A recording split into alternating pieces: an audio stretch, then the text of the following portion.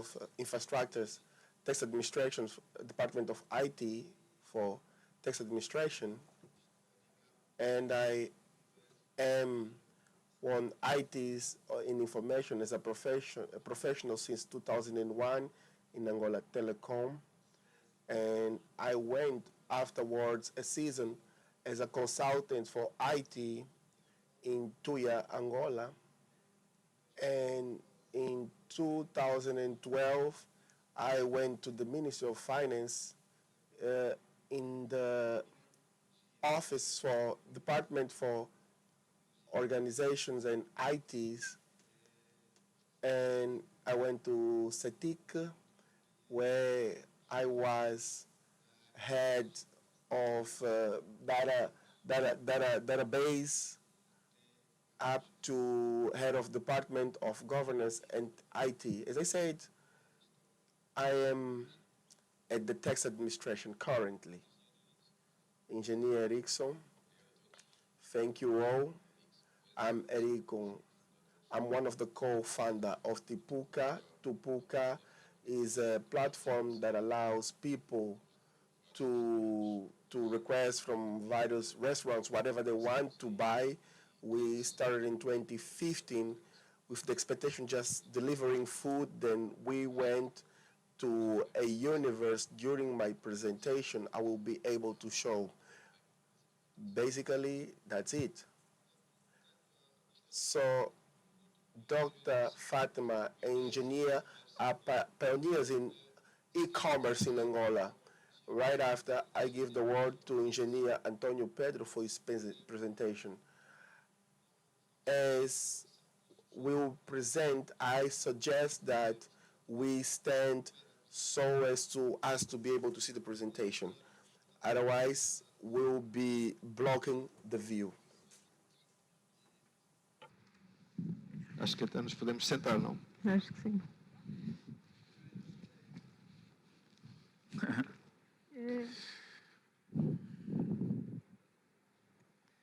Ok, muito obrigado.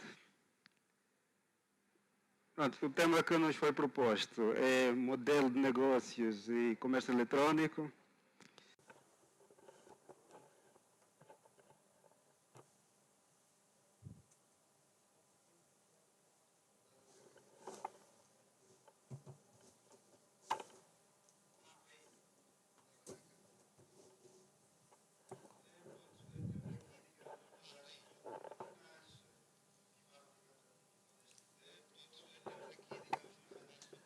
So we are now talking about motivational factors which pass us to create this model under operationalization, the business model applied on the public administration, future perspectives, outlooks.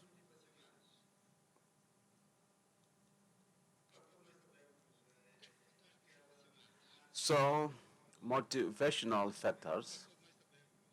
All we know that predominance of public administration, and in the past we used to talk about National Directorate of Tax, Customs, which now merged, now is National Tax Administration.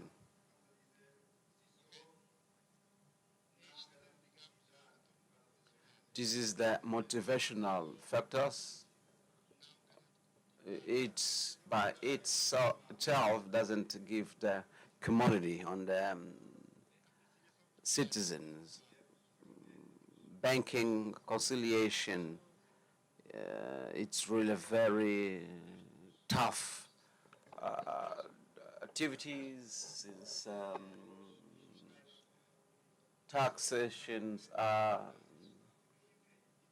seen many entities, and then it goes to the single treasury account. Then we know who is who. As in the past used to be all manual and used to delay the return of the funds. So account, Mr. Vice Bank used to have a banking account and used to get the expenditure they did not follow the legal provision to say that their acts are executed this expenditure. However, it used to impair on the state general account. As I do remember, there was time that we are in 2021, we are now approving the state general account of 2017 was due to this reason. So the,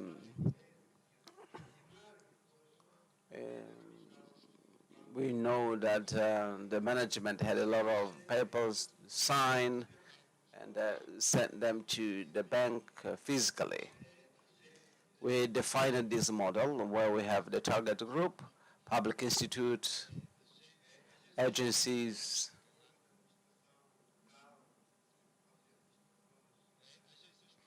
public agencies, local administration bodies. We're talking about local administration, provincial government, as well as the central government. The public funds, public institutes of higher education. We also talk about the institutions of secondary education. The public health institute. We are talking about contributors, users, and the public in general. So the proposal of this model defined is the payment central that we are saying that this is a very core to which ensure for those bodies that has own system by delivering rope, then they go to ATM to say that the rope is valid, paid. So it has allowed the flexibilizations of conciliation and distributions of these revenues. By the law, we know that some institutes, for example, the traffic and the road control, they can fine you and then are distributed based on the law to the many other bodies such as the treasury. There is speed on the state budget. So once this body utilize these models, RUP, when they have their own system, is availability. The system by itself know what entity that the payment goes based on the law. We do the conciliation and the distribution. With that, we ensure speed on drafting the state budget. We have today,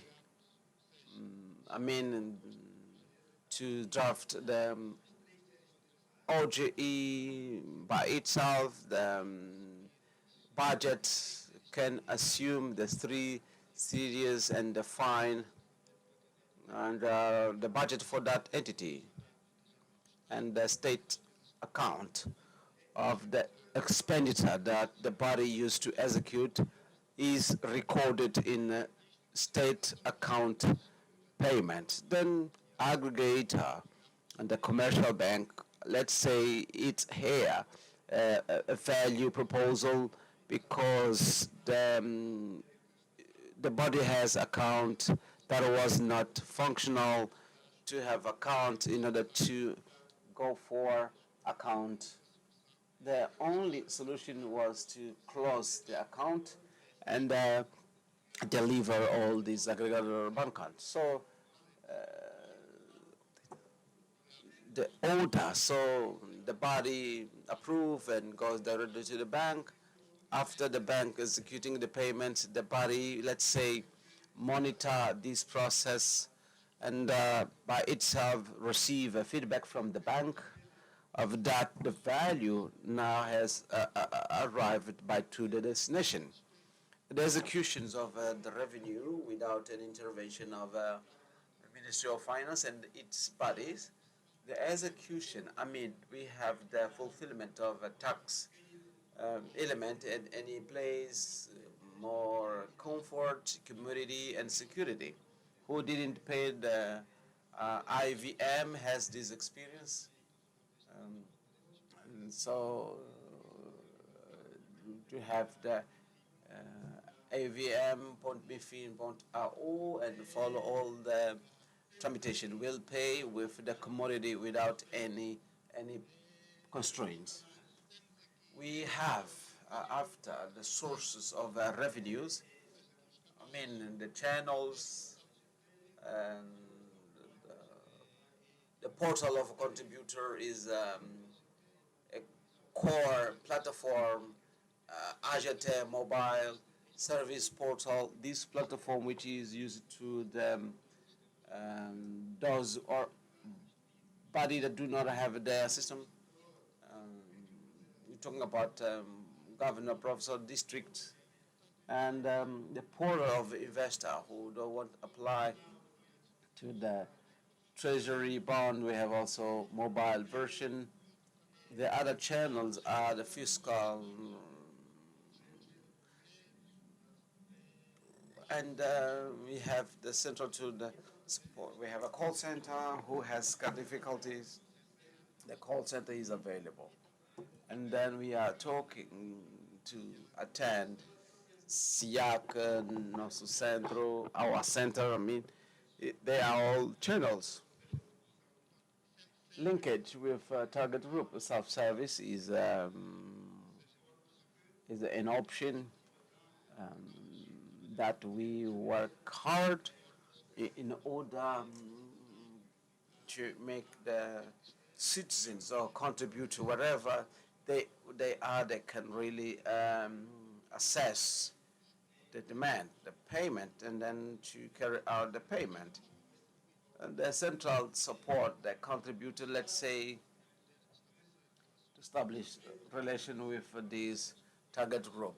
So fiscal offices, emails, and due to traditional and cultural. So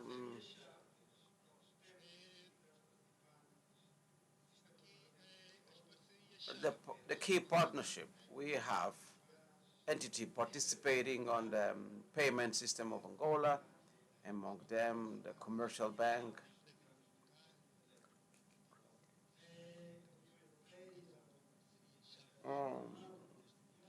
Key partnership within this model. European Union, IMF,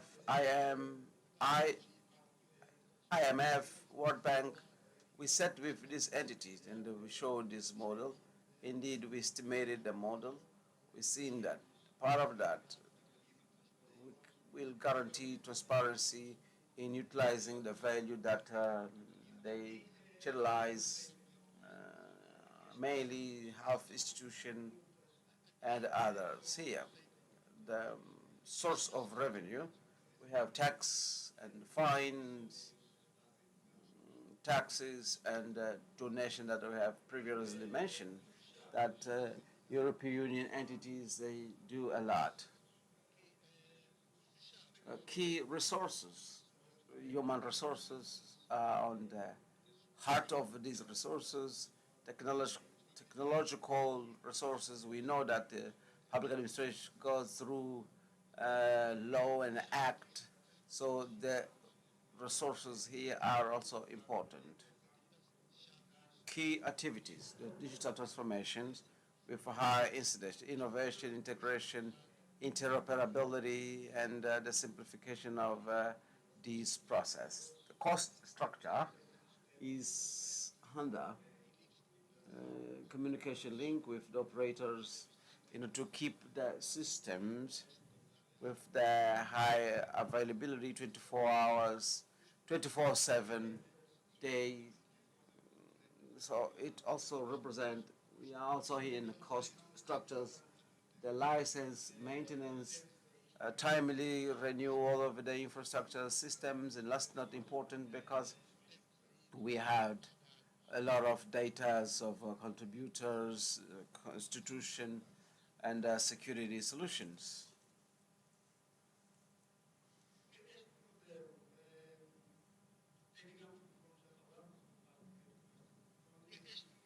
So this model,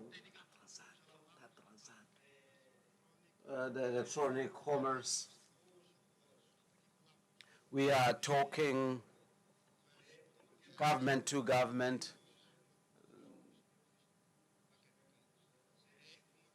with that model, as we've seen, target group, we have institute, we have agencies. Before,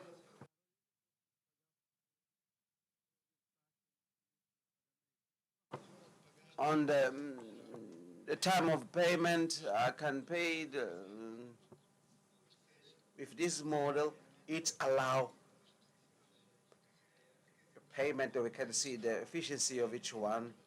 At the time of COVID, many institutions demanded, for example, um, 20 workers, and then the system used to go back to the system, and then they pay on the liquidations by.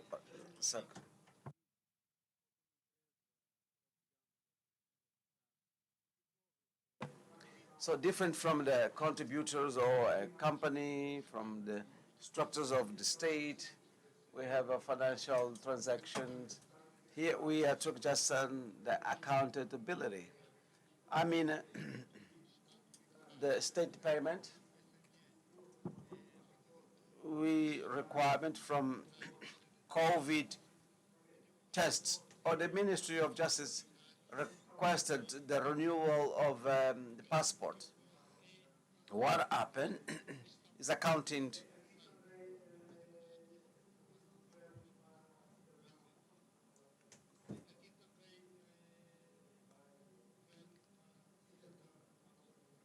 government to citizen.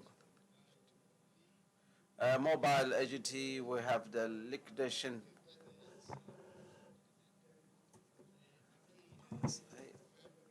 Government to the company, we have the same perspective. Different for those, the series, we have this one for the company. Thank you. Thank you very much indeed.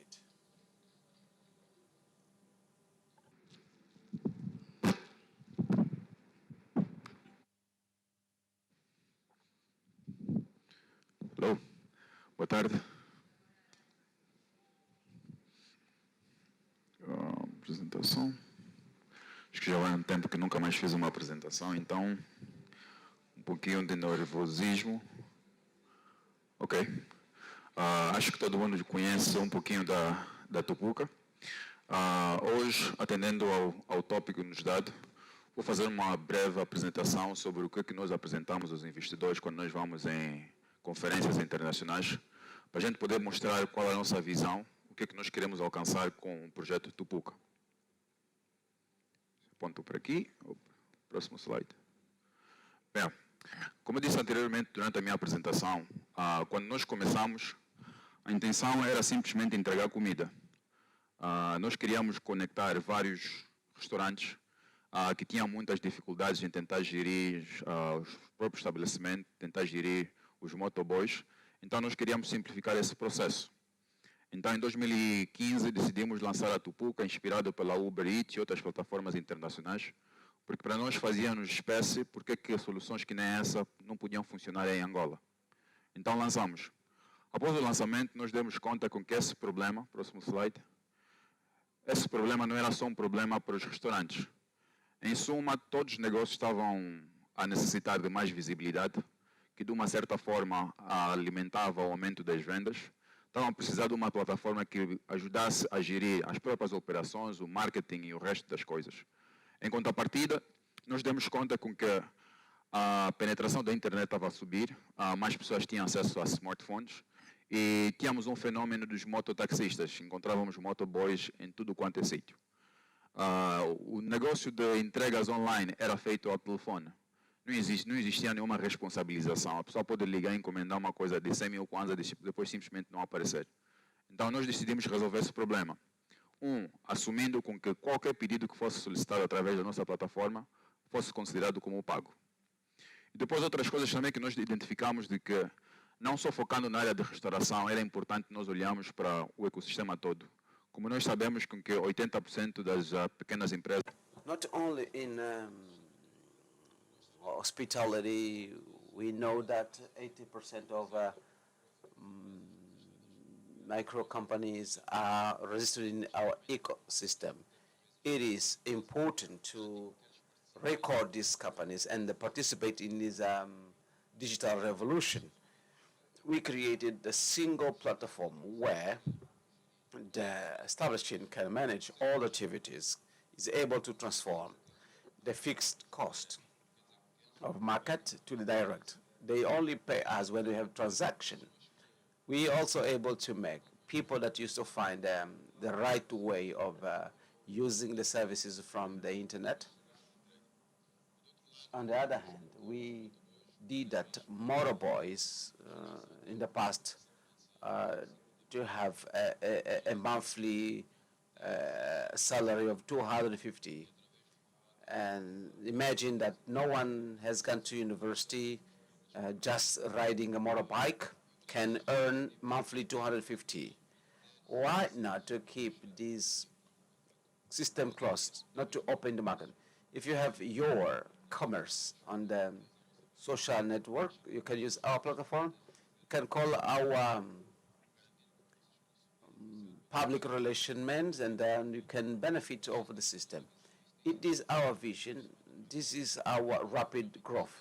Literally, we have decided, let's open the platform where everybody can make part.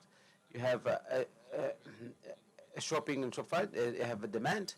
If you need a delivery, yeah, we can call. This is our mindset, to open the platform for everyone. In terms of market dimensions, we have 350 million people. So far, we are working in DRC, Congo.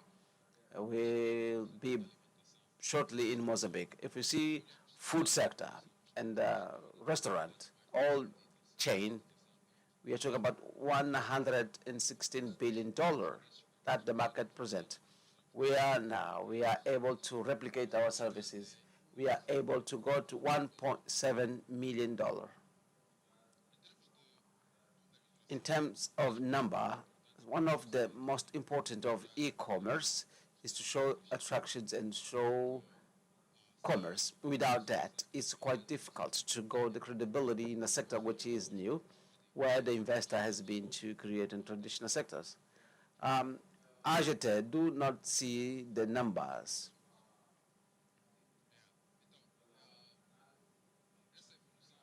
This evolution has been driven a lot by the analysis that we do for the market. Just to deliver food or a hamburger is not enough. Let's connect the ecosystem. When we add a new vertical, there is growth. The more integrated we are, better. Nowadays, we go to different provinces. We find the companies of the ecosystem to invest the Tupuka and benefit from the system that we do. We want to send something from Lubango and the value chain of Tupukia, they can do that. In terms of social impact, more than 50, without domino effects that we have been doing and that participate in our platform. There are over 2 million delivery concluded in a sector that through a smartphone,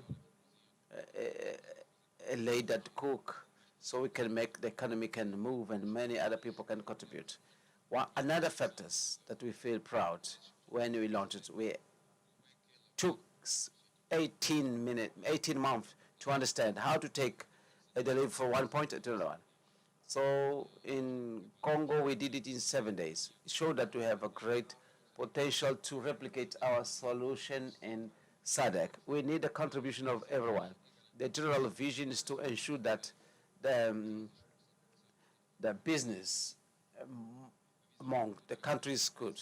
The vision is contribute the company and eradicate the poverty among the young people. Last slide, please. So nowadays, Tupuka is more than it. We have created many solutions that has been feeding to logistic marketplace. We need a payment system to avoid pain of growing. We have created many solutions that will give solution to the market. So that we have Televa, we have electric, we have PayPay, if has a payment platform. We will call it real estate. Those that intermediary of housing can come a part of this. If a house, it can receive a commission in honest commissions and transparent that can contribute for the state. And finally, we create another solution, Visa, service aggregator, which connect all many payment system where pay, Unitel money can really coexist. This is the vision that we have for the ecosystem in terms of business model. We don't want close it for us. We want open it, and then the solutions or open up API with many entrepreneur can connect the necessary investment and focus on the final client. And thank you for the opportunity.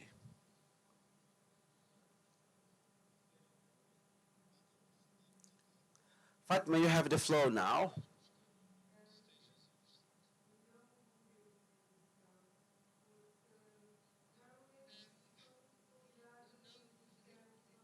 I will not do any presentation because normally when I was invited, that was a round table, that was a discussion for a topic, so they have changed.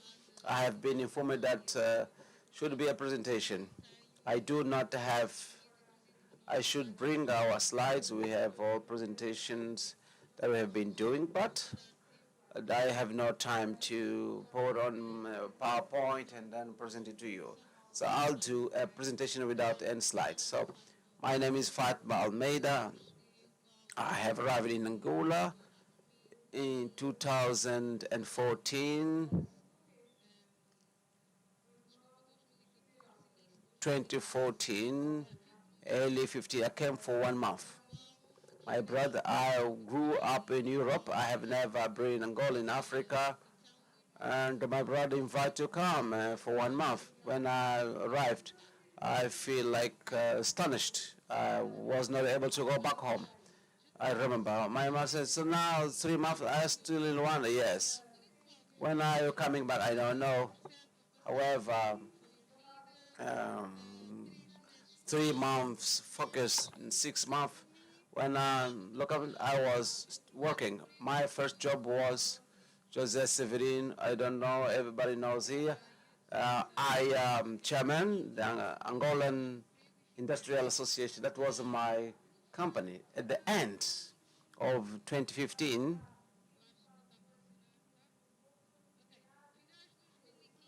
final of 2015, I was about 1 year 15. I did not have clothes, and now I didn't want to go back. I felt very interesting. I started working every single day. I felt more and more passionate. I had a very important meeting. I did not have clothes, the same clothes. I went in a shop to purchase a blazer. I have seen a lot of blazers. And when I got on the box, that was roughly 300,000 kwanza. These are Chinese made clothes. I will not pay 300,000 for a set of blazers. I said, oh, sorry, I ran away. When I got home, very sad. This is a problem. So I realized that many people in Angola, they have never had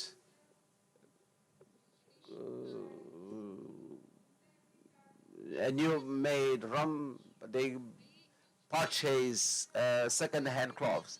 I started thinking, and I went to the meeting with Mr. Severin, put on the map of Angola. That was of PMEs, SMEs. We have a problem. Who is able to create a business, connect all provinces of Angola? Is the best business that we have in Angola. I said, I can do that. I can't stop sleeping. I called my brother, was in Scotland. I had a model magazine. I had a network of program. Can you activate this? I can't, but I can find someone. I gave him the idea. We connected with many programmers. I had the idea of connecting various shops, Zara, all the brands with the accessible price that existed in Angola with the Angolan market. Just to have access at least brand new clothes with easy price. And then I started. This journey started within my bedroom. I did not have space, so this will be my office. Mario Godinho. We used to work in Atlantic Bank. Very important. Mario, please leave the bank. Come here. Please come and work with me. Come. You will not win anything, but if you leave the bank, in 5 years' time, we'll have a bigger bank than yours. Because this problem we sort out of connectivity that do exist between the international shop with Angolan market, we will have bank, we will have warehouse and everything.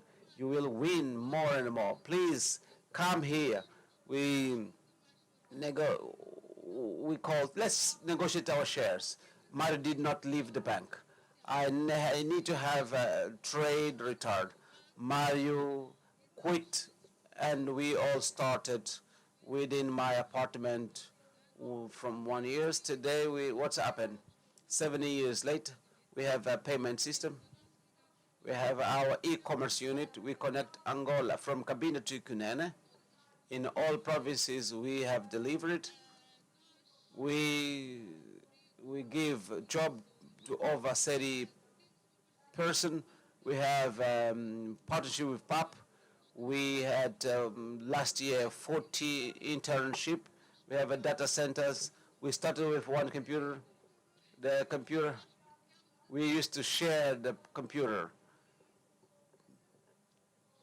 The client used to call for mobile center. So today we have a call center, Unitel providers. We have 5 lines.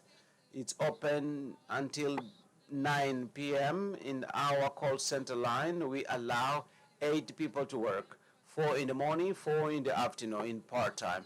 So we are now to inaugurate our payment system. So far, what I promised to Mario, he has got a bank now. We have the license to payment service. 2 weeks ago, we had a very wonderful news. The National Bank of Angola authorized an act who would like to work with the electronic currency. We in 2019 we were ahead. We were working, preparing. We had the digital currency registered since 2019. At the time we were trying to mining tokens. So today it's happening, everything. We have the biggest e-commerce platform in Angola because we connect with buyers and providers, Cabinda Kunen. In near future, we will launch our digital wallet. We will allow that the sellers of other provinces may sell within our platform. And I believe that in the next 5 years, we will do Power on Your Life in daily life. We are bringing a solution to connect more and more that will facilitate your daily life. We'll sort out your problem from mobility, from access, social commerce, the commerce that we do in all solutions are really good, but indeed we need to sort out a single problem, security. If we do not sort out the problem of security, our solutions has got these shocks. So we stayed in the last 2 years, we sort out this problem. Our new solution, I hope to count with you in our inauguration, will sort out this problem of security, because it will be the only platform that anybody can purchase and feel secure. We created a mechanism of security in order to ensure that people may purchase freely. I can purchase freely, no, at social level. So in these 7 years, we had sort out this project. We sort out the project with we had the problem of My Small Digital. We have a partnership with canteens and beauty shops. We teach. We have another project that it is no longer a project. It is a very big one. We have over 2 partnership. We do partnership with canteen, many small establishment that can buy key and receive close to my home or at the door of my house. It is a solution that we have brought to help that these people can real win, receive a commission to deliver our income. Recently, I've been invited to do something for women, and then I had a meeting with some people, and I founded a program so-called Weekend Court.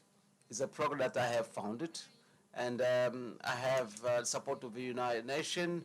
Even the Vice President incentivized me to create this program. Why? Because I became without women reference in digital. I realized when I was in New York, in International Day of Women, wow, what I am doing here. And people was explaining the importance of these women on the world tech. Palop community, I'm the single one, the only woman. I'd like to see more women. So I created the Weekend Code to connect women that program. So far we have 50 women programming, and recently I received a donation of 50 computers for my project. Thank you very much.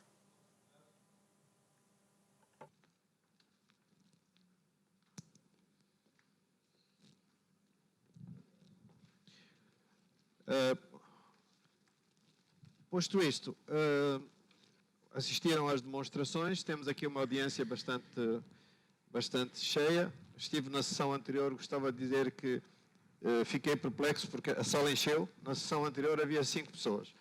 Quem estava a falar na sala anterior, de facto, deve ter sido sentir-se muito frustrado. In the previous session, there was 5 persons who was speaking and the previous felt frustrated.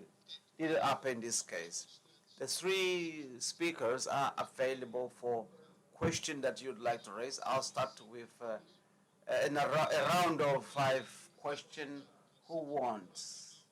Ask question, please. You may hands up and then you may speak. The microphone is available. Maybe it will not be necessary microphone, but it is available. We have a hands up. Good afternoon. My name is Manuel Cirilo. Manuel Cirilo.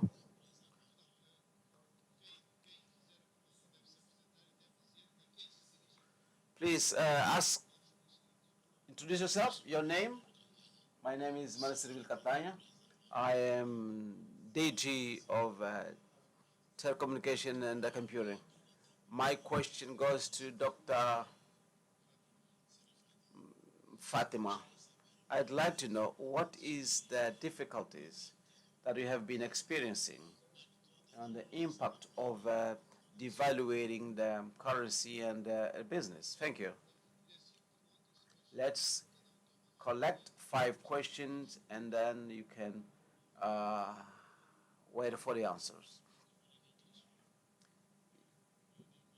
IT manager from Ansaba Commercial Gerald. I want to ask you, what are the common problems when you are dealing with e-commerce inside Angola?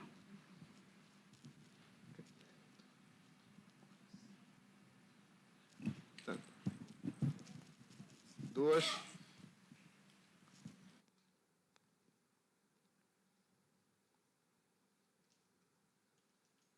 Boa tarde. Primeiramente, eu gostava de parabenizar a apresentação que aqui foi. Good afternoon. I'd like to congratulate your brilliant presentation. It is very interesting and I'm enjoying. I'm Jay Freita. I'm part of the community of CDI girls. My question goes for Madam Fatima. I'm wondered with the project mainly because you helped connect points in our mission. This person telecommunications communicate and connect. I'd like to know how could we are interested in your services, in your platform. How could we assess? How could we interact? What are the benefits? Number 4, Ulysses was.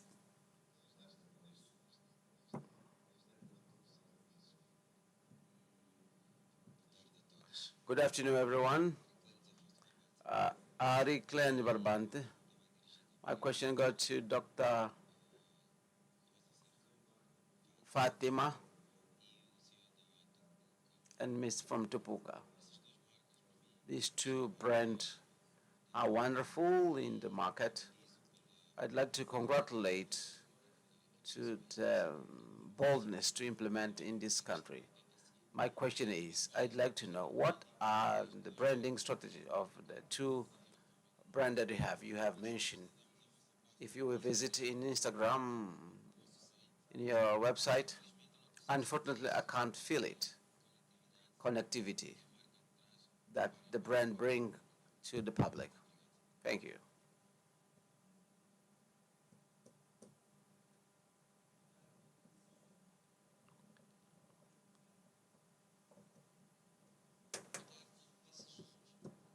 Good afternoon, Ulysses Juzic and Topuka. I like this business. I'm fond of creativity. I like what the motorbikers they do, although I do not like the anarchy that they generate. This is another topic. The question that I do to Fatima and Ericsson, this is a new business, and the new business has exactly problems on the value chain. The case of Angola, I feel that we have problems of legislation. Again, this business used to be that on the post sector, now went to the logistic channels. It is between the Ministry of Commerce, Transport, Mintics. It is a very hybrid. What kind of contribute you should give on the other hand, sort out the problem in the value chain, looking to your experience, because I do not like to have experiences of having purchase of 1,000, 5,000. The restaurant is close to my house. I can't pay what you ask. This is the first topic. The second one is the security. To feel that the boys that deliver, they can be hijacked, attacked. So I think there is a work that should be in order to register the clients. What contribution that you bring for legislation, and of course solve the many problems that do exist in the value chain. To work with these insecurity is then impair the growth. I go to Angotic 2024. I'm able to purchase 20 motorbike, and then what's missing to do the good? Not to start doing small business. Why do you have a different reality in Africa and out of business like that was born?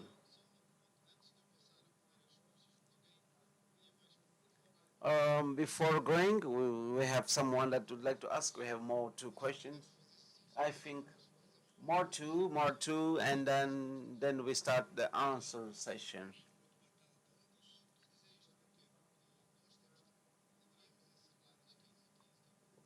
So I'm telling you that because according to the program, we should stop 15:15, but I will request for more 10 minutes. My name is Domingos Antonio Zamba.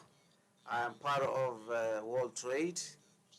We are here, of course, representing the company in order to gain more experiences. My question goes to Tupuka and Baiki, which is a startup indeed, it's a digital company. In order, I looked at the startups when they come, they have their limitation in terms, or their definition in terms of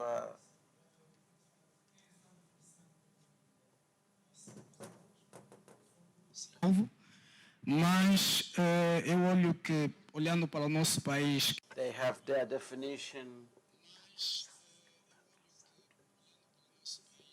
Looking to the company, the connectivity, we have in some areas the internet is the best one. Not everyone has access to the internet. já tem informações da existência das mesmas, principalmente da Tupuc, mas infelizmente as comunidades mais inferiores, ou dos bairros, se assim posso dizer, essas comunidades não fazem uso desses mesmos serviços. Então gostava de saber, né?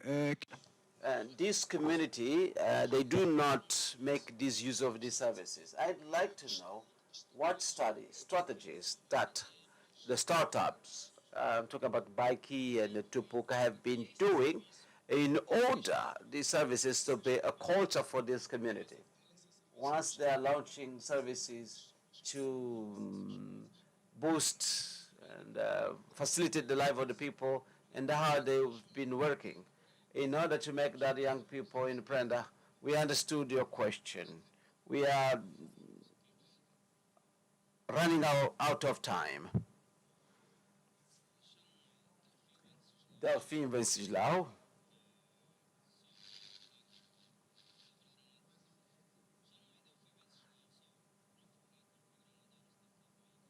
So startup maker. I'd like to send my question to the Ericsson from Tupuk, and Madam Fatwa can also answer. I'd like to know, taking account the difficulties on the digital payment, how have been doing to escalate the business Tupuk and Baiki within our territory and out of our territory, or for the two startup? I'd like to know if you can say that you can have a profit.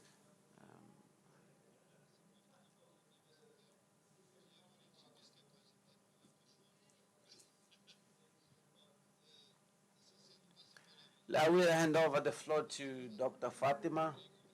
I believe that most of the question goes to you. I will hand over the question. Thank you all.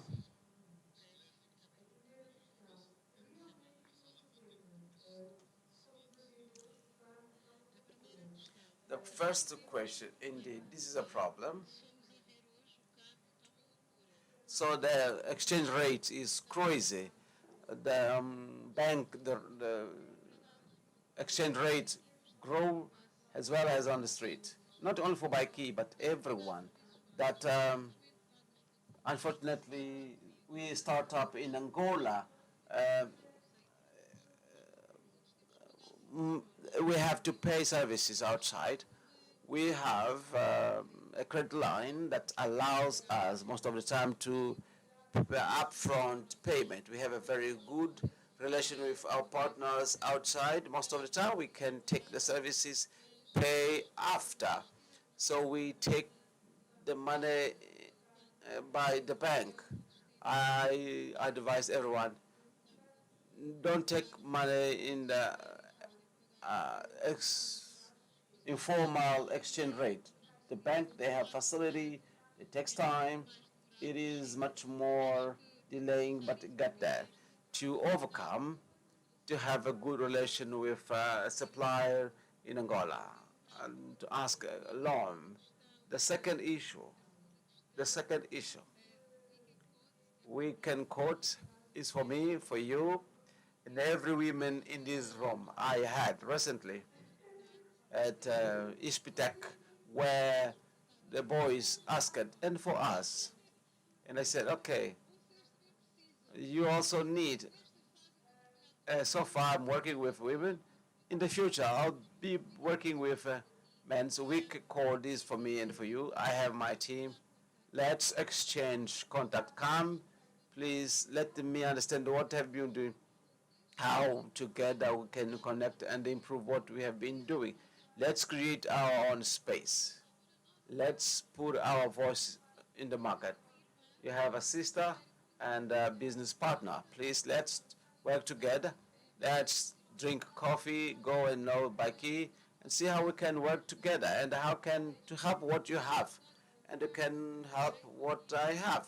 So united, we are stronger. Question number 3, marketing. This is a serious problem. When I entered Dubai, it doesn't represent us. All digital solutions, most of them are made by through template, international templates. The first version of Bikey is created by me and my team. So I had a problem updating. My initial programmers, I had to change for the template of WordPress. We will use the WordPress template. All digital market use it. What's happened? A WordPress international does not represent us. What do? We at Bike, we are creating our system from the grassroots. In our installation, Dr. Ulysses is someone that knows. I had been there paying visit because he worked for PAP, and recently I was there. I had to visit our installation and so that they had a server. We had a server because we are programming from the grassroots. We are now creating something according to our reality, that we may do the branding with the digital difficulties of the Angolan consumer. So far, we had 12 million people accessing the internet. In these 12 million people, they are not all of them are active. Monthly, we have 7 people active, 3 in Facebook. But we had a lot of difficulties, and difficulties start with access pattern. The confused is difficulty to understand. It's responding the issue that of the we work with the our 200 digital bikey we had in Sekele, Kazenga, Rocha Pinto. We had in many other places. The issue, Dr. Ulysses, of course, how Bikey could aggregate more value. So far, we are working on the security of our platform in the new model that we are presenting shortly. It will allow that any one of us will have access to digital and feel safe. How could we help in this ecosystem? However, this ecosystem had to have the rules that should favor us. Starting by that point, startups doesn't mean that we are billionaire.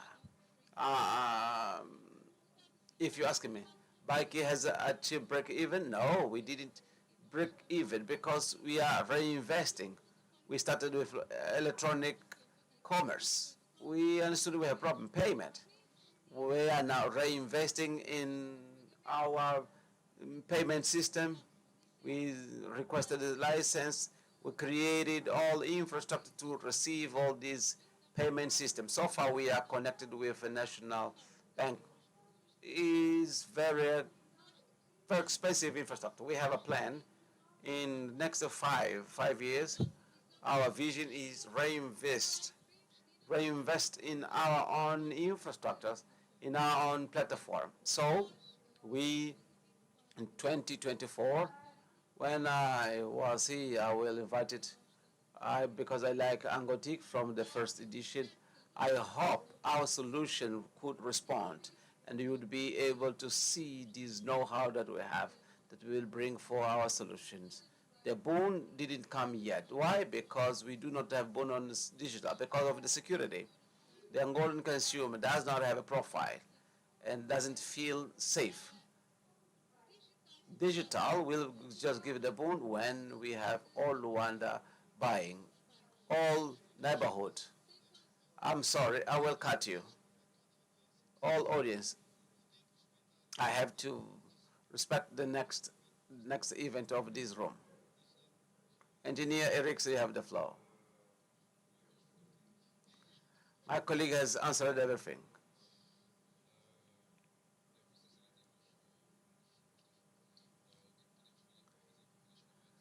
What do you have to escalate the payment to do partnership by key, pay money, pay kita, because in one of there's different strategies of communication. We have the leverage, we take what they do and we present our product, and then we start doing a tool to acquire the client. This is the strategies that many method of payment will be using. This is what we have to do, branding of Tupuka, and the people will not go to Tupuka because this is a Tupuka applied, because the Pizza Huts, KFC, each brand speaks by it. We middlemen, we try to create a culture of the proximity of Tupukinya, which is a young that we see every single day walking on the streets. We took this image of feeling like a criminal. Now, Tupukinya goes on street not for creating vandalism but contributing. This is what we want to impact more. It is easier to see Tupukinya than to see our platform in our social network. This is our social, which is a billboard, moving billboard up to the boom. One of the first. We need to have more people in the internet. We should have more power of purchasing. No money is difficult to people they're discussing to buy and hamburger with milk and to go to Rabushent and have in 800. So we need to see the logistic cost. For me, is not doesn't make sense to take to 200 motor tax and deliver to 1,500. Doesn't make sense. My mission is to bring cost and logistics until this price, to make people to use services to have more inclusive economy. How we can really open Luanda solution to make partnership with delivery companies in many other companies, provinces, to join us. When we start as a startup, it's easier to have kind of, so we need to be more inclusive. We got too many logistic partners and we say, what is the work proposal that will make you feel comfortable? Our business is not delivery, is more financing than other things. We are changing our power of business because we have many other ways that we can connect. To make all the economy will be part. I don't know if I answered all the issues, questions. Security. We need to centralize all motorboy because it's very dangerous. We trust in our services. The enter in your house, we should have recorded if anybody, to bring more community and security for all users. We are working on that through many other ecosystems that we are creating, but we can't work in island. We need to be integrated to see what the bike is doing in digital points is very interesting and facilitate logistics. We do not have problem of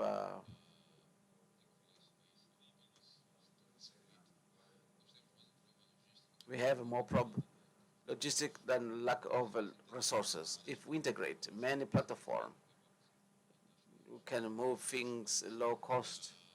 We have Angolan post with the infrastructures are not under use. We had a platform that should open. So we have Keru, Shiamis, and the list is very long.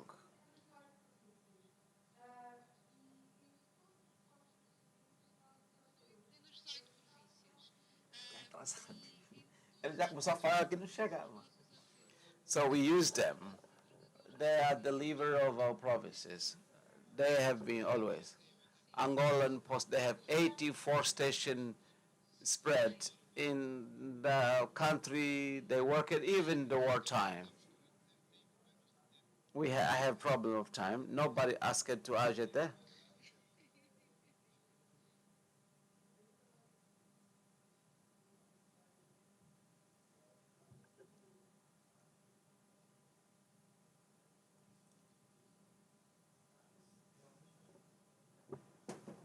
Não estou ouvindo nada. The taxation, the rate, I am a Chupuca consumer. I get very frustrated. Conta das taxas. O que a AGT, eu sei que não é a AGT em si, né? Mas nós temos diversas políticas aí, mas o que o governo ou a própria AGT pode apoiar ou ajudar para que não só o Tupuca, né, mas outras empresas também dessa área possa melhorar essa questão e ajudar o consumidor a consumir mais. And other companies to improve this issue and help the consumer to consume more. I have the second question for Ajit. I'm sorry. I know that you are looking to me to go out. Unfortunately, we need more 5 minutes. Ajit, the problem, we have a fiscal resident. The great problem of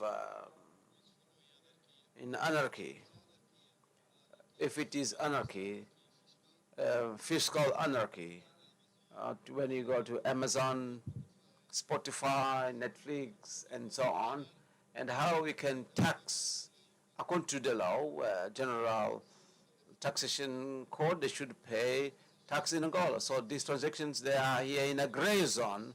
I'd like to know if it is possible. I know that you are an engineer, maybe you don't have this information, but if has been done anything or will be regarding the taxation or in a way of taxations covering a non-fiscal resident, because it causes a great injustice to the fiscal resident. Maybe they are now doing that. I'd like to know if you have anything about that, or you may please discuss a little bit about that. Thank you. Starting with this issue, Dario.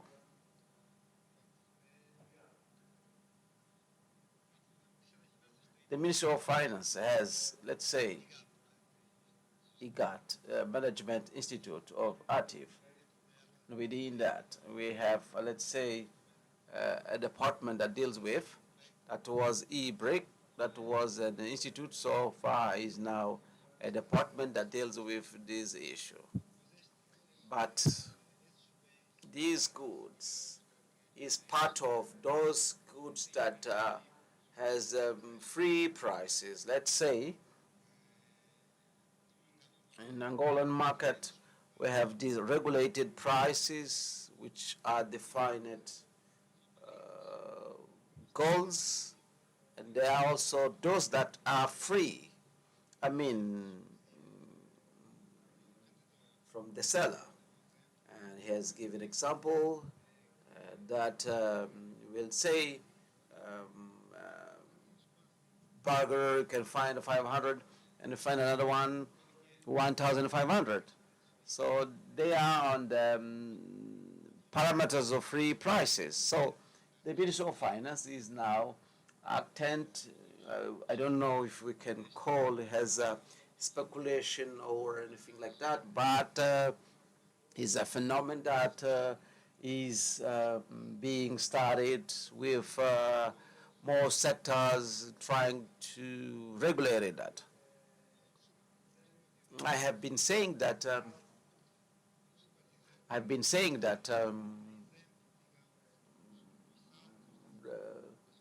the operators, you go to London North, you have the same price. You can also do for many things. Here we have the question for the moderator. E-commerce, the taxations of e-commerce, international e-commerce. AGT, or Tax Administration Authority. We are now, studies are underway. We analyze it and how we are able to ensure these taxes. In parallel, we are now looking on the proposal for legislation, and this is a perspective that we have in midterm to start, let's say, obviously this interaction with players.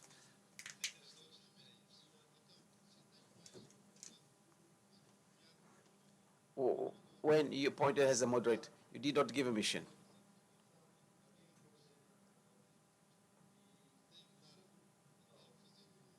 Then I have to give information to who coordinate Angotic.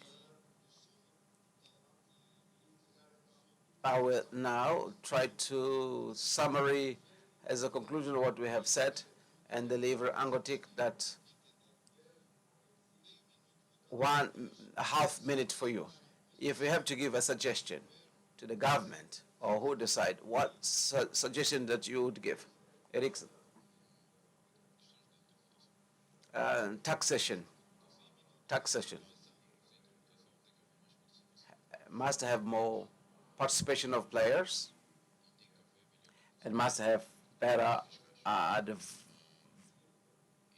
advisory in terms of fiscal issues. These are the two items. I will now talk with the contributors. Please pay your tax and the AGT will thanks.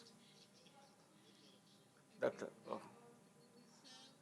Taxation, and also I believe that the ministry may do more for the startups, for the dreamers. I believe that we see how to finance the young project. Thank you very much.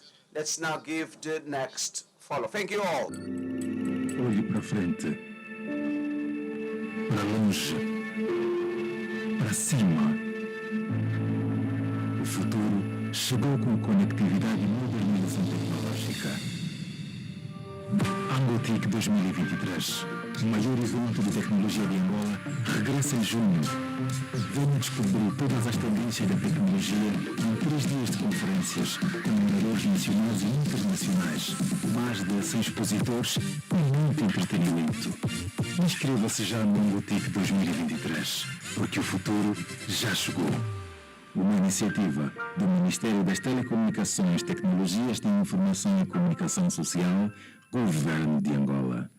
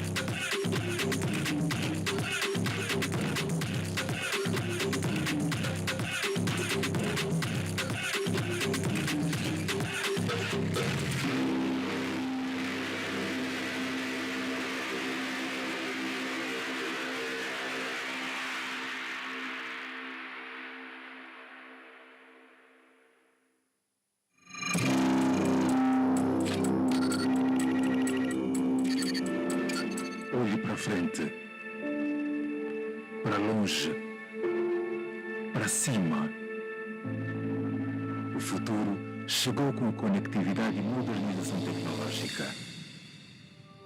Angotic 2023, o maior evento de tecnologia de Angola, regressa em junho. Venha descobrir todas as tendências da tecnologia em 3 dias de conferências com oradores nacionais e internacionais, mais de 100 expositores e muito entretenimento. Inscreva-se já no Angotic 2023, porque o futuro já chegou. Uma iniciativa do Ministério das Telecomunicações, Tecnologias de Informação e Comunicação Social, Governo de Angola.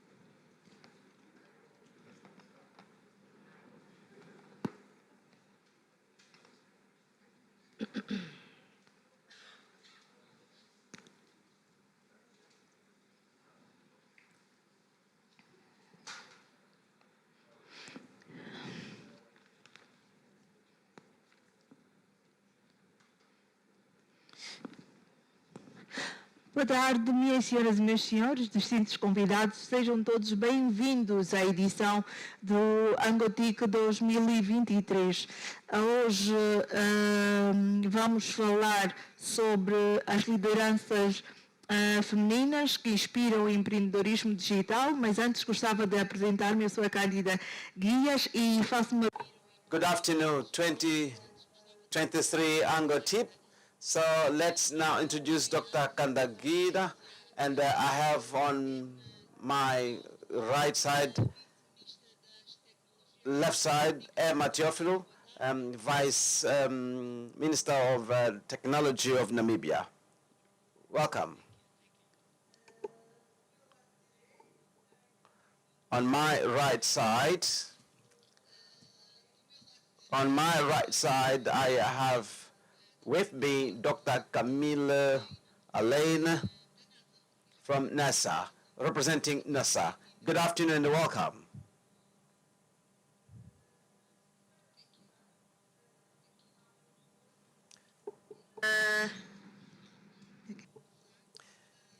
Just to start, as you know, today the world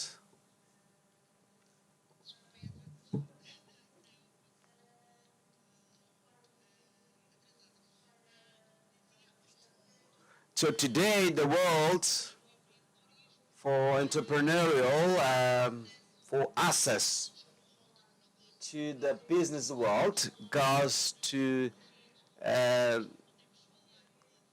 technology. Today we can't talk about business without a technology component. We know a world led by men. As women, we are every single day trying to change this paradigm. As I said, we will talk about women leadership that inspire digital entrepreneurial. So I will start with you, Emma. Please, you don't like to be called as doctor. I will call you Emma.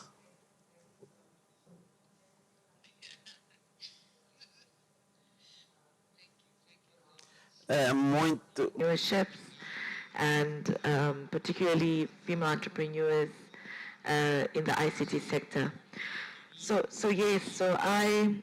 I'm from the Ministry of ICT in Namibia, and we, as an institution, are tasked to ensure that there's an enabling environment for the ICT sector to thrive, but more importantly, for the private sector to have the ability to make a profit, to add to the economy, for entrepreneurs to grow, and for Namibian businesses to improve the sector holistically, come up with solutions for our social problems, but more importantly, for Namibian business persons to thrive. And we have seen really there is a lack of female entrepreneurs in the space. One, it's just the access to the space, number one, in terms of skill sets, the qualifications from varsity level, or even the ability to have access to incubation centers for a startup to move from ideation to execution. But that's nothing yet. The biggest hurdle is funding. Every startup needs proper funding for them to come up with a prototype that somebody would trust and to elevate it into a real solution, or just the ability for it to actually become a fully fledged business. And statistics have shown that women-owned startups get or receive 23% less funding than their male counterparts. There are many reasons for this. People don't trust female entrepreneurs to sometimes get through with a startup idea to execution. Biases with gender, and all of that. So there are some mechanisms, that one could actually introduce. In Namibia, although it's not geared towards tech startups yet, although we had a pilot that we ran with the UK embassy in Namibia, where we actually had like a female tech festival to particularly give funding to female startup ideas. We do have the Agricultural Bank having a youth and women loan scheme not a grant, but a loan scheme to give women the ability to get the financing that they need to get to grow their businesses. So all these should be ways in which we can support female entrepreneurs to give them, one, the confidence, the support away from the training and everything that people continuously do. Training is great, but training would never turn your $100,000 business into $1 million business. You need funding, you need investment. And this is really the biggest hurdle towards female entrepreneurs in the tech space, that there aren't people who are willing to put their money where their mouth is in empowering women to run their own businesses and grow them to a level in which they are able to take care of them and their families and their communities.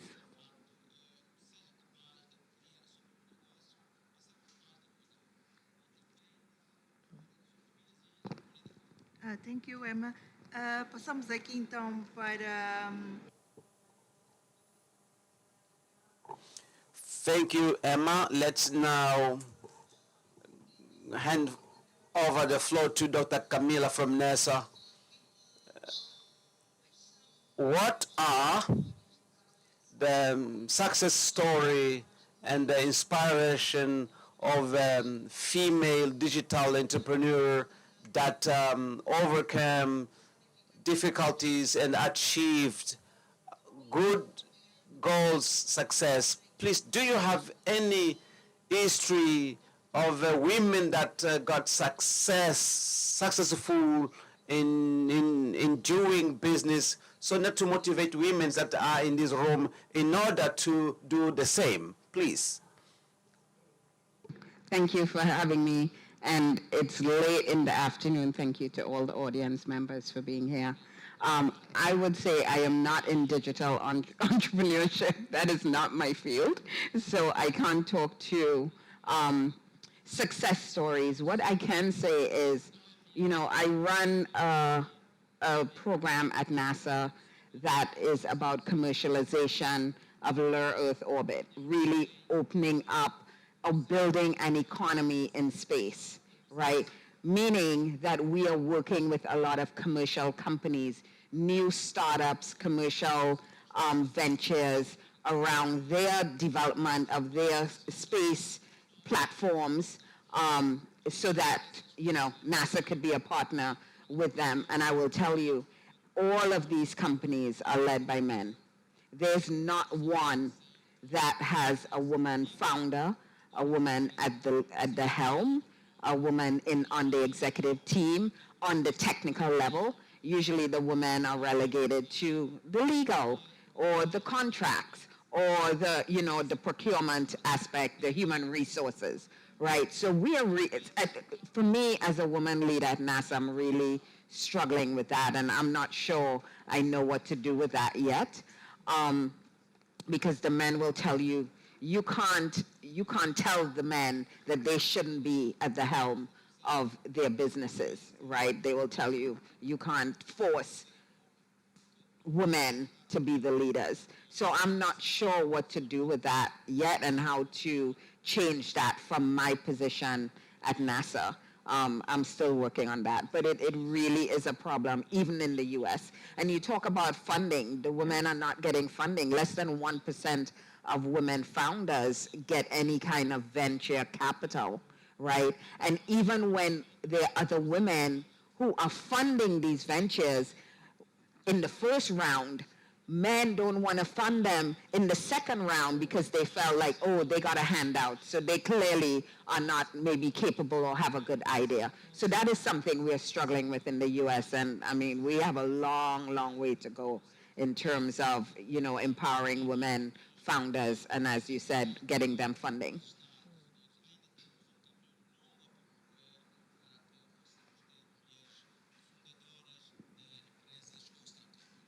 Okay.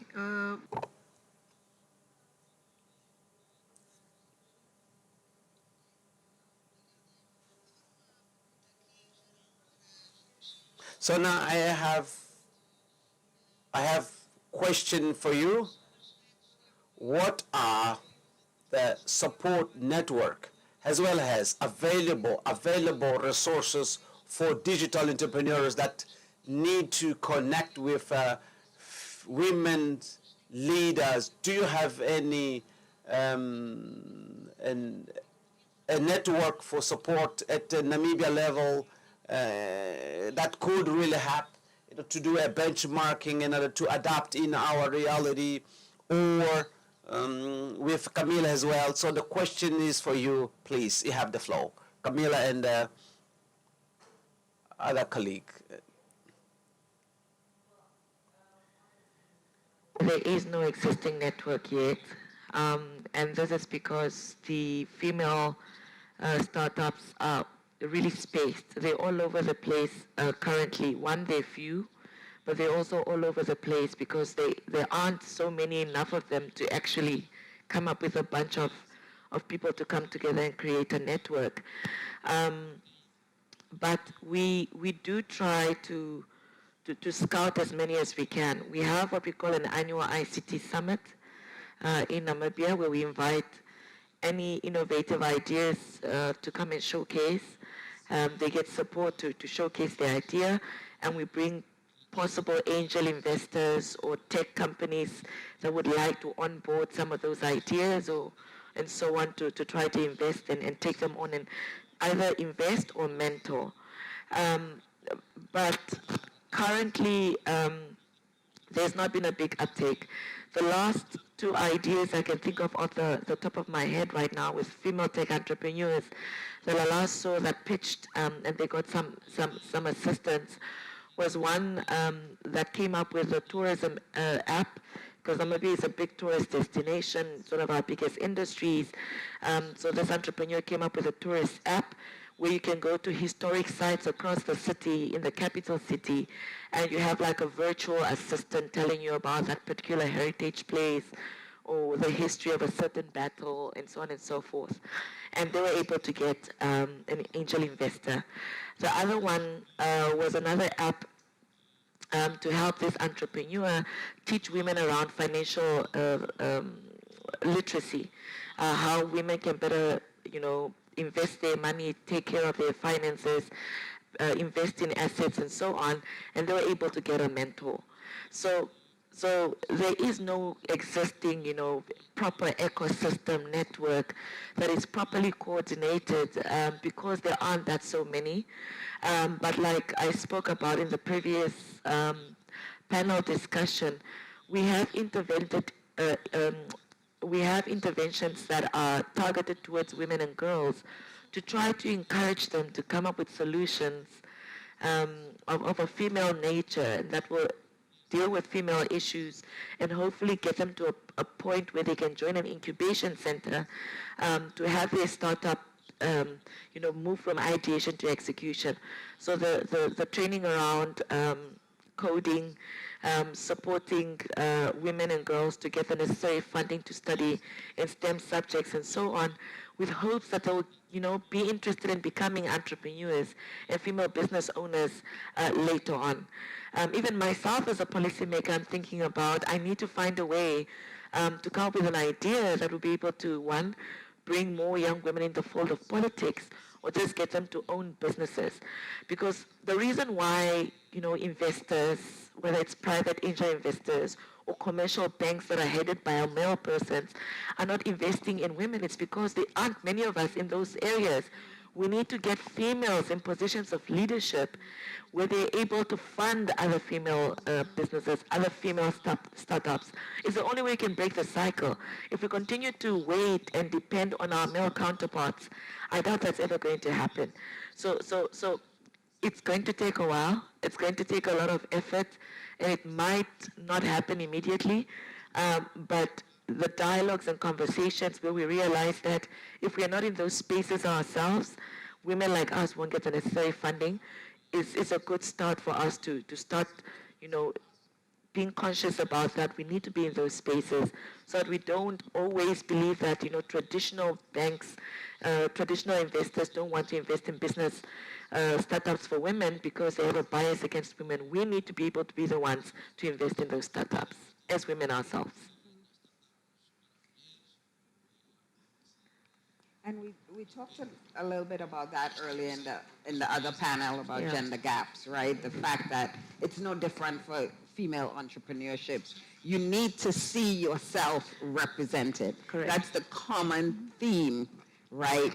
If it's going to study science or going to study engineering or starting a business, it's the same thing. You got to see it to be it, right? And so it's so important to have those role models as female entrepreneurs. There are not many of them, but when you can find them, you know, reach out and ask for mentorship, because that's a game changer, I believe. And who better than a female head of a bank who has the capital to invest in female businesses to better understand the needs of this female entrepreneur who would like to have a startup. I think a woman in that position would better understand the struggle of that female entrepreneur in needing the necessary funding to move their startup from ideation to execution. Com certeza. E concordo muito aqui com a Emma, e concordo muito com a... Pedimos desculpa. And I do agree with Emma, and I also I agree with Camilla. So not us and us. When we do not take the lead as women, we do not understand. We need to help as women to help another women's. So depending only on the men's counterpart, probably we could create a bank where we could really deposit some funds to help women in rural area. But to have such investment, we need to have project. Most of the time, girls, they do not know how to start. How should they start? What is the first step that should be given in order to capture this investment in order to create a startup? So the startup culture in Namibia is still quite small. And with the young people I've interacted with, the first step is just exposure. Knowing when incubation center is, what skills they're giving in terms of training and empowering young people, male or female, at this point, and being exposed to either panel discussions like this about startup founders that have, started a journey around starting their own startups and the challenges they went through and opportunities that exist, and just understanding, the whole ecosystem of a particular industry. And then once that interest, has, that seed has been planted and there's an interest, you see, somebody who's really interested in, coming up with their own solution for a particular social problem that they have identified in their communities, whether it's in the most rural part of the country, in the urban part of the country with its own urban challenges. And then they truly start believing that they can become this catalyst to actually coming up with a solution for that challenge or social problem. So we live in a world where we do have a lot of gaps, a lot of challenges that many big conglomerate private sectors are not solving, where governments are also being challenged to solve, where civil society are not able to come through. All those gaps prove as an opportunity for young entrepreneurs, both female and male, to actually come up with a social solution for those challenges. And I think once that young person has been exposed to that reality and has a problem that they not necessarily have fallen in love with or passionate about, but are so invested in solving, that becomes the first step in them, coming up with a concept, wanting that concept to be funded, and that solution to address that challenge. So I think exposure is the number one thing. And not many young female entrepreneurs or would-be entrepreneurs would be exposed to discussions like this, or rooms like this, or incubation centers, or or digital transformation centers, or whatever it may be available in that particular country or community. So we must encourage that exposure so that they're able to have, a second opinion about, being an entrepreneur, being a startup founder, and contributing to solutions that they're grappling with every single day in their communities. And especially in the African context, those challenges are everywhere. We are not necessarily short of them. We can find ways in an innovative way, in an efficient way, an effective way, come up with startup ideas that are able to address many of the challenges we still face that many stakeholders in government or private sector are unable to address at this current moment. So the opportunities are there. It's the exposure to those platforms and those spaces that we need to push young girls and women in order to have that confidence that they can actually come up with those solutions. And it's not just in private sector. It's non-profit, the non-profit sector too. I mean, I started my foundation, I've talked about that 15 years ago, and I was really looking around, recognizing that there were no little girls, black and brown girls, who were getting into STEM, who were in the pipeline to study aerospace engineering, to study mechanical engineering. So that was a gap. You talk about look for the gaps. Look for what needs to be solved and is not being addressed. And you can form a whole idea, organization, company around that idea. And that's what I did, trying to address women and girls in STEM fields. Yeah. And so, yeah.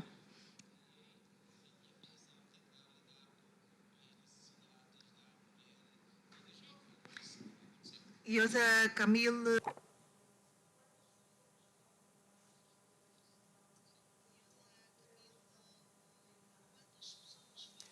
Camille, how many people join in your foundation? Please, are there more men or women?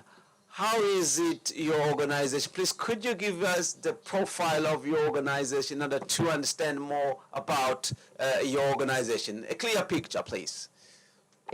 No, it's focused on girls. It's focused on girls and young women. So the mission is to educate, empower, and inspire young women to be future leaders in science, technology, and engineering. And what we provide is mentoring and also STEM engagement, allowing girls to get engaged in STEM and to have role models and mentors. That's a common theme I've been talking about today, really to see themselves represented, see other women who look like them, who are in very unique scientific and technological fields that they wouldn't even think of, right? How many girls are going to think about space or being an astrophysicist or being a geologist, right? But they have access to those kind of women who look like them, who are professionals in these fields, and we work all over the globe. I will give you a couple examples. So the U.S. State Department called me, this was a few years ago, and they said they had a group of girls in a country called Kazakhstan in Central Asia. And these young women, they were 18 to 25, they weren't scientists or engineers, they weren't studying, they were journalists and linguists. And they wanted to send a message to their government that girls could be scientists, girls could be engineers. They don't have to be married off at age 14 and 15, right? They can solve hard problems. So they formed this team to build a CubeSat satellite, to teach themselves how to build a CubeSat satellite and launch it. And so the State Department called me and asked me if I would mentor them from afar, right? So we'd get on Zoom and we'd go through the classes. I brought some other experts in CubeSats to teach them. And then I got a chance to go visit them, and it was amazing. But so that's the kind of work we are doing.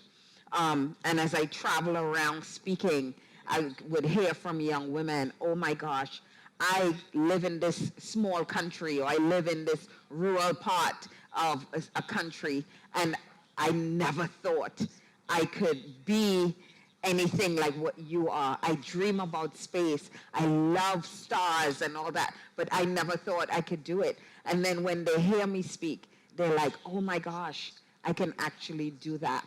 And so I have examples of young women who have gone off to study astrophysics and whatever at universities and now are professors at the top universities around the world. So that's the kind of work we are doing with young women and girls around the world. It's really a passion and fulfilling. Para quando para Angola? Saying something about when Angola. So Angola, when Angola will take this chance? I'll come back, I promise. Tá bem. Tá bom. Certamente que muitas mulheres têm interesse nas áreas de STEM e gostavam muito de ter uma oportunidade como esta. Indeed, many women, they have interest on STEM. They would like to have an opportunity like this, staying before you, Camila. We still have a great gap in this area. We have GGPN, an institution that deals on the space field, but we still need more support and guideline for young girls in this area. I hope you come back to Angola. So we have also another issue on the bad use of technologies.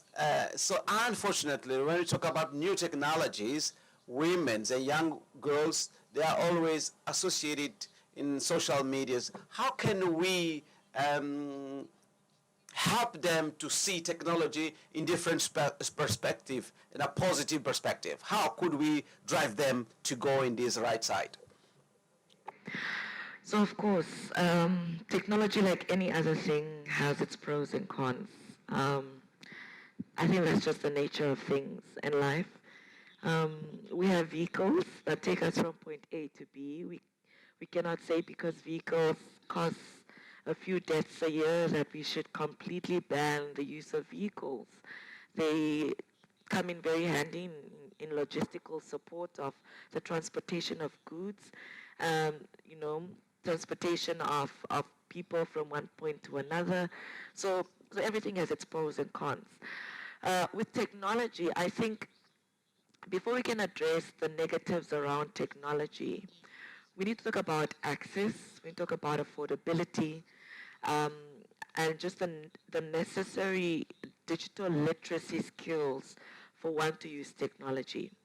And in most cases, in most things, because this is generally an unsafe world for women and girls, because of patriarchy and because of misogyny and because of biases against women and girls, many of the things that are happening offline are manifesting themselves online. Violence against women and girls online. We see, and this is something my ministry has been monitoring since COVID-19, that we have seen a rise in the abuse against women and girls online by trolls and people who just want to limit the participation of women and girls online. So there's a lot of work to do where that is concerned. So I do not believe that women and girls generally are the problem online. It's everybody else that is trying to limit the ability to go online. We, for example, in our Telecommunications Act, have had to put a provision around revenge porn, where somebody would want to expose private moments with a woman online as a means to belittle her, to blackmail her, or to ensure that she doesn't have a presence online. All of that is a form of abuse, limiting women's participation online. And we know online spaces have shown to be a great resource for young female entrepreneurs, where women can advertise their businesses on Facebook, on Twitter, and Instagram, where influencers are actually making a living over advertising products online. This is directly taking away bread from the table of women and girls. So there definitely is a necessity for online spaces to be safer. In Namibia, we're currently drafting a cybercrime bill to protect especially children, regardless of gender here, against people that would like to sexually exploit them through online spaces, especially around child pornography and so on, but also teaching children how to be safe online. Nowadays, children are going online much younger than we did. I mean, I remember the first time I opened my Facebook page. I was 13 years old. And I didn't know what was going on, but, you know, I had a computer set. I learned how to use a computer at school. And, you know, all these online chats were happening, and I realized I'm chatting with people not only from my community or my country, I was chatting with people from all over the world. So that took a while for me to grasp the idea of social media. But more and more children are coming online, girls and boys who would also like to start businesses online.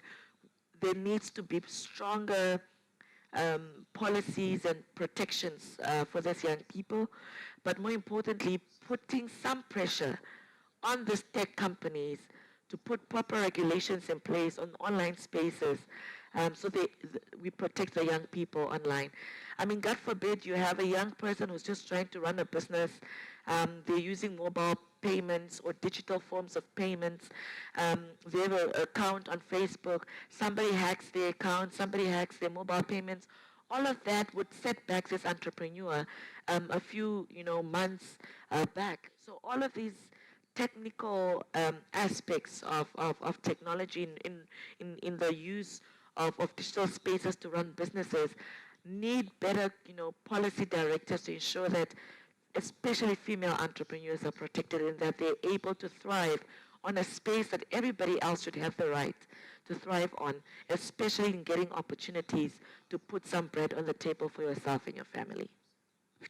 Can I expand on that a little? I want to tackle another part of social media and technology and young women. Because in the U.S., hiring managers or companies go to your social media. If you apply for a job, they want to see who this person is. So I think on the flip side of that, we have a responsibility as women, I mean men too, but we're focused on women here, to make sure that what we are putting out there does not come back to haunt us, right, in a negative way. And the digital footprint doesn't go away even if you delete the post, right, or the picture or whatever. So we have to think about that, the responsibility we have for ourselves and the images we are putting out there.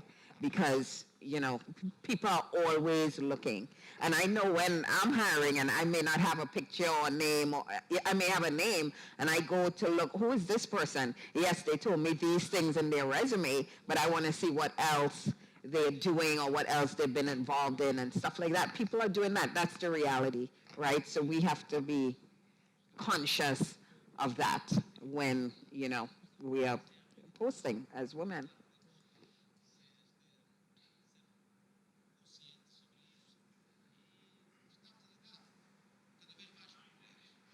Mas a minha pergunta, na verdade, se cingia no seguinte. Nós aqui...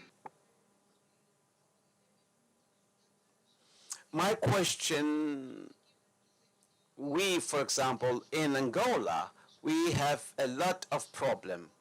The low level of digital literacy, it's limited entrepreneurial women not only in social network. What are other tools in the web that they should use in order to achieve high number of likes, because they are always on the social networks, social media?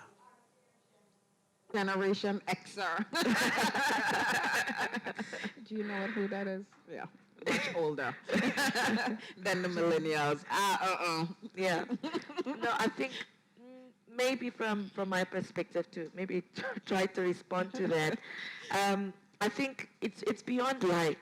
I was at a forum recently, and the expression was said that if you're not making money from the internet is probably making money from you, and you probably want to make money from the internet.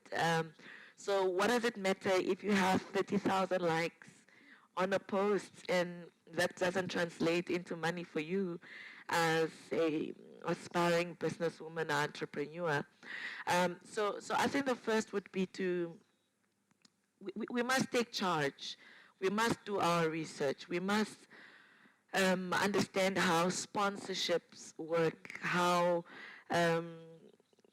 collaborations with big companies where you showcase a product or a service works.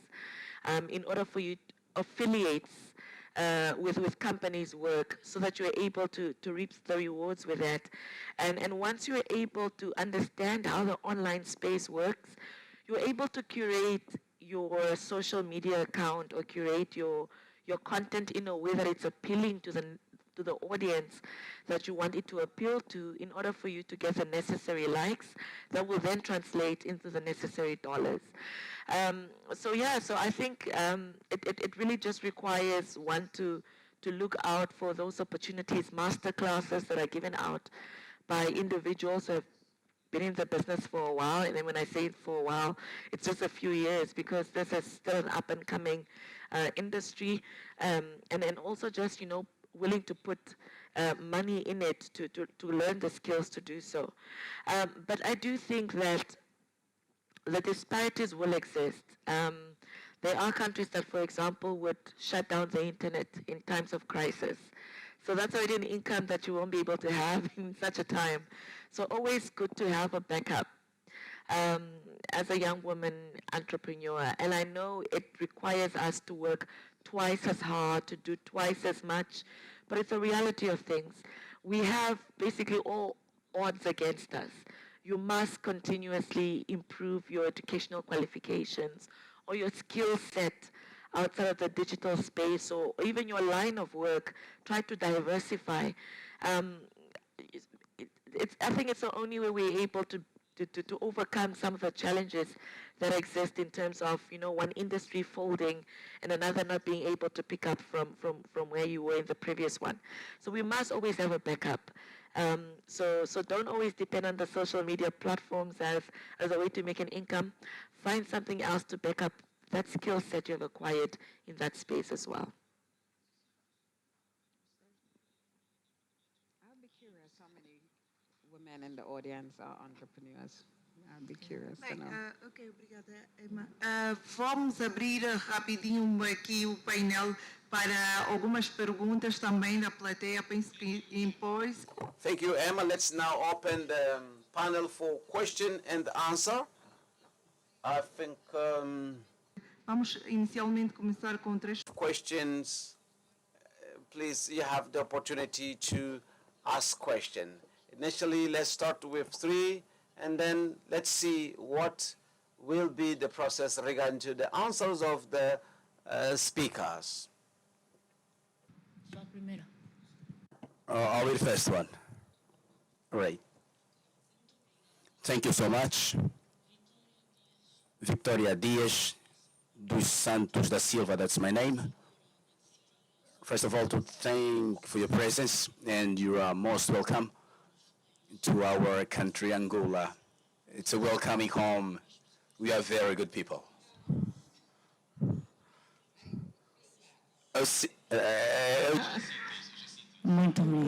Thank you so much. I think just in every pair, topics related to women. That's just another view that I'm trying to do. I would suggest that there might be a man there also. Just every pair, like it should be all right. That's not for bad. For the moderator, please, just a suggestion. Because it gives the impression that we want to have a level of empowerment just for females, essentially just for women. It will be just for ladies. We should work with hands given together with men. I would like to ask an applause because here in the plateau, in the audience we do have men here. It makes sense, our presence here. Please, let's clap for every man present in this room. Thank you so much. Thank you. Go on. You are absolutely 100% right. Because I was sharing with Emma, oftentimes when we are speaking about women empowerment, we are speaking to other women.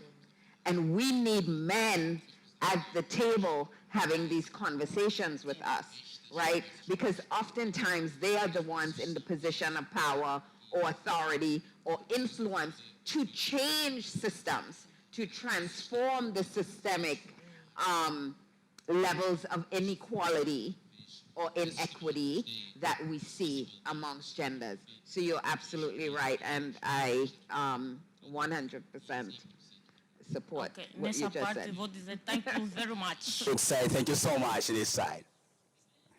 Having said it, yeah, please move ahead. I think we are now on time. More than moving with men is to take advantage of the opportunity, not to say that to grace the experience, but to go in much more deep collaboration, to work much more with men, to know the well-being or feeling comfortable. Even a man committing a mistake, his colleague is there to support him. Women, they are lacking this element. Is for the ladies are lacking this sense of helping each other. We are still on superficial way. That's my humble opinion. To what is systematic, to what is the central goal. The only way that the ladies should move, we are still far to reach the goal. I think as contribution, it's already in real time to move together, but with men alongside, and to know exactly what we need, where do we want to reach. If we can help each other, that's much better as ladies. My question now is, at what extent the fake news, up to what extent the fake news may influence negatively in the expansion of the business within the technological tools? That's my first question. Secondly, you have also spoken about literacy. That's a suggestion. If we act like that, I think I will be in the history of all it. There is the need, and we are already on time to create a women network, like an NGO, just related. Let me see how can I explain it. For those who speak much better than me, they will definitely make it right. To create a women network, or then a network connected or related to ladies which are on communication side, to organize much more workshop, much more collaboration with companies, industries, and so forth, because we are only looking how we can make it to get the ladies empowered. And I think one of the ways is this one, is to have inter-regional network. We could start from that point so that we can share the experiences of the countries of our southern region with workshops, trainings, to look for much more and research at universities and high schools to get those ladies who are involved, and also bring the new talents within the network which will be created. That's an idea. And finally, I'd like to say there are intentions of performing in this within this framework of inter-ladies network in the technological sector. But I'd like to get much more information. What is the experience of Namibia? And Dr. who represents NASA or United States, Dr. Camille. What is the experience of Namibia and the country where Dr. Camille represents in terms of equality of gender on technology sector and entrepreneurship as a whole? Thank you so much. Let's answer very quickly. and we go to the other participant. I don't know if that's okay with you. Yeah, muito. Well, I'll start it with, could answer the first question because I don't have an answer to that. We're not doing well I represent the U.S., by the way. I'm from the U.S. We're not doing well there either, even in the most advanced developed world country, right? In technology or in the STEM fields, less than 1 in 3, so about 28% of women make up the whole workforce of science and engineers in the U.S., right? 28%. Of that, 70% are white women, and very, very few, about 14% are women of color who look like me, African American women. So we're not doing well at all. We have a long way to go in encouraging young black and brown girls to get into technology. It's a dire situation. Okay. So I'll also start with the last one and move to the first one. So yeah, Namabia's experience, like I said earlier, is the startup space is quite still small, and entrepreneurs, female entrepreneurs in digital spaces are not so many. There's still so much work to do in terms of, because there's a difference with having the skill set and then actually plunging into the journey of entrepreneurship, which can be quite long, quite lonely, because, you know, if you don't have a network that you're speaking about, and we spoke about, that you can lean on or learn from, it becomes very difficult to embark on that journey and complete it. So there's definitely still more work to do, and I can almost guarantee that the whole world is grappling with the same. On the first question around, just remind me again, the first question. Fake news. Up to what extent the fake news influence, okay. And female entrepreneurs in technology. We have not done a study as of yet to assess that. We've done only a assessment of fake news in general on the ability for people to get services in government or for businesses to operate. But in terms of female tech entrepreneurs, I unfortunately don't have that data or stats. But what I can say, in addition to that, is that the biggest issue with fake news, misinformation, disinformation, is that people don't know how to authenticate and verify information. They don't know who is an authority on information. So this is why, you know, schemes are running rampant online, and people, you know, are sending messages saying that they're going to win X amount of dollars or going to win a product. It's because the people don't actually know or have the skills to decipher between what's real and what's not. And that's a big challenge, because it shows that we have a long way to go in terms of people actually using online spaces in a responsible manner, and not to peddle information that is inaccurate, that could actually sometimes be detrimental to somebody's life.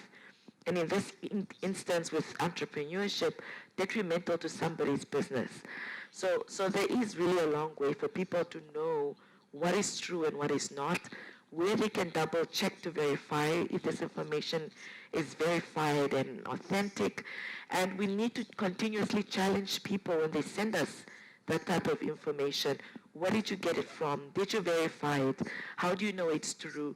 You know, we need to constantly challenge, you know, especially our family members and friends on WhatsApp, because that's the biggest one where even us as government cannot have access to, on the family groups, on the conversations between two parties. We need to challenge people who peddle information that is not verified in ways to force them to learn the skills on how they can authenticate it. So we don't have stats yet, but I can almost guarantee you that it would be detrimental to any business, especially a female business who wants to, you know, run a service or sell a product, if fake news is directed towards their enterprise.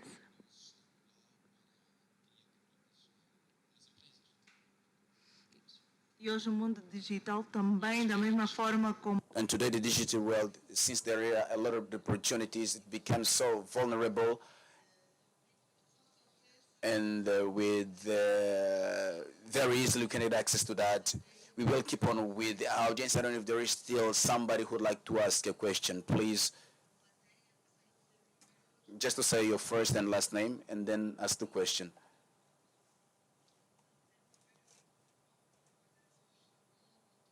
Good afternoon. Elisangela Neto. My congratulations to the speakers and to the moderator as well. I've really appreciated the contribution that our participant has provided. She has spoken about a possible uninsured or a project that would aggregate women. I don't know if, however, if the Ministry of Telecommunications has got a project or something like this one that would involve women, sorry. If not, I think it should be an added value once I do believe that there has been. Nessa senda desse projeto podiam pensar. I think within this project would be thought to create something that would involve the women, and mentoring and things like this. Since we have been receiving foreign speakers, I think we would make a link with these countries to get much more involved. But truly what we need as participants is information to know how to do, how to get it and where. And I think if the ministry doesn't have it, I don't have this information, but if the ministry doesn't have it, it's something that we should think about. Thank you so much. And if in absence of the ministry having information about the network or entrepreneurs or female business leaders, because I think there's value in that it shouldn't necessarily be female entrepreneurs in the tech space. It could be female entrepreneurs in other fields. In Namibia, for example, because some of the other fields and sectors are more mature, more defined, because they've been in existence for years, whether it's in the mining sector, some of the financial sector, the most agricultural sector. There could be some cross-cutting opportunities for even an upcoming female tech entrepreneur to leverage on the experience of someone who has been in agriculture for years as a female, because unfortunately or fortunately, our challenges are the same across sectors and across cutting against different sectors of the economy. So in the absence of something specific around tech and the ministry leading that, find a women's chamber of commerce, for example, of women entrepreneurs in Angola and tap into their network and knowledge and then feed that into the tech space. Because if we wait and wait and wait, it probably won't happen. So we look for the resources that are readily available. Yeah. What the entrepreneurs have been doing in their areas where they do act, is it already visible with quality in other women as well? Stuff a lot of Namibia, right in Namibia or on the whole continent as well. Or life-changing or proper solutions for African problems. In the previous panel, I spoke about how when we did a coding camp for the girls in Namibia, one came up with the solution around sexual assault, and that's because there are high rates of sexual assault and gender-based violence in Namibia. Like a panic watch button to get assistance. And I always try to read stories across the continent of solutions that are geared towards challenges that females are experiencing. In the previous panel, the other panelists spoke about solutions for women's health. We have seen it across the continent. Solutions for women's ability to travel long distances. We have seen it. So because of really this not coordinated effort or no appetite to invest in some of these female-led solutions, we're losing out on solutions that could really change how women and girls on the continent live and operate and access opportunities. But we have seen that there can be results once you invest in women and girls for them to come up with startups and businesses that affect the lives of women and aim to improve the lives of women. So I don't think we should have any doubts around that at all. What we need to encourage is the financiers to actually put the money necessary to make those solutions a reality and to grow them to impact the lives of women and girls across the continent.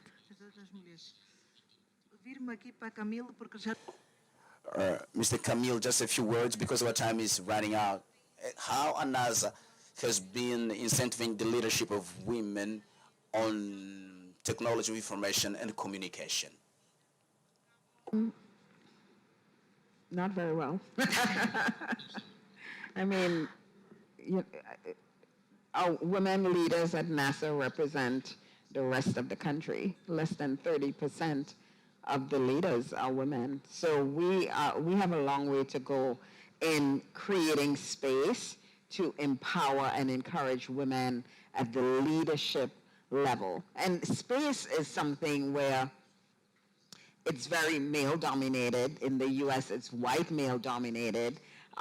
So it's hard to break through the biases that people hold against women and against women of color to be capable to lead these major programs, right? And so it's always having to prove yourself and work twice as hard as everyone else for half of the recognition, right? But you just, I mean, for me, it was all about just putting my head down. I have mentors, not always women mentors. I had a lot of male mentors who looked out for me, who advocated for me, who sponsored me. Some of the hardest times I've had actually were at the hands of other women bosses. So we talk about women, togetherness and stuff. We don't always support each other.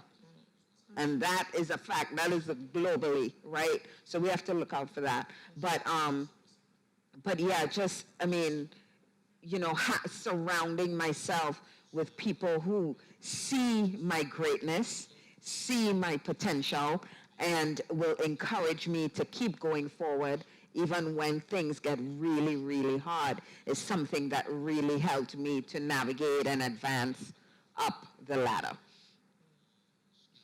And I think that's a global story. Yeah.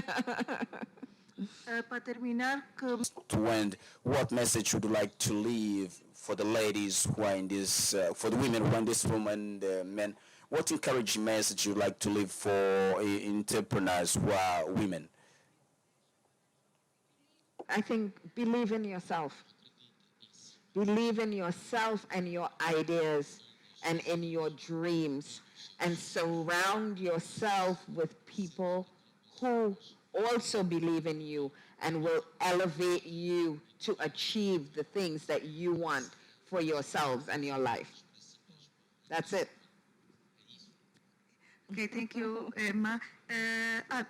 Camille, Emma, visitou o participou. Did you visit the exhibitions here in Emily or Emma? Have you seen already a successful story of a woman, which has made you think that yes, this is a case that should be invested on and can be expanded? Have you seen something such as that? I've not gone around the exhibitions, but I'm here till Friday, so I look forward to checking them out tomorrow. Yeah. Tá bem. Thank you so much. We appreciated your presence here, and thank you so much for participating for this panel. I hope that you have the answers coming from these ladies have definitely given response to our inquiries. We hope you encounter new on other opportunities. Thank you so much. Have a good afternoon and see you next time. Thank you, Camille. Thank you, Emma. Obrigada. Obrigada. Eu gostava antes de fazer. I would like, first of all, to be dynamic and that we will film it. We do have a lot of problem to show our culture, which I'm so very African lady. I've been doing that with other guests from other countries. No one will leave our country without learning at least a word of our language. I speak Kimbundo, or my parents, they speak Kimbundo. I like to teach them our traditional language, which is the meaning of women in Kimbundo. I think men should also answer. May I teach them? Please, let's Mohato. Mohato. 1, 2, 3. Mohato. Mohato. Thank you so much and have a good afternoon.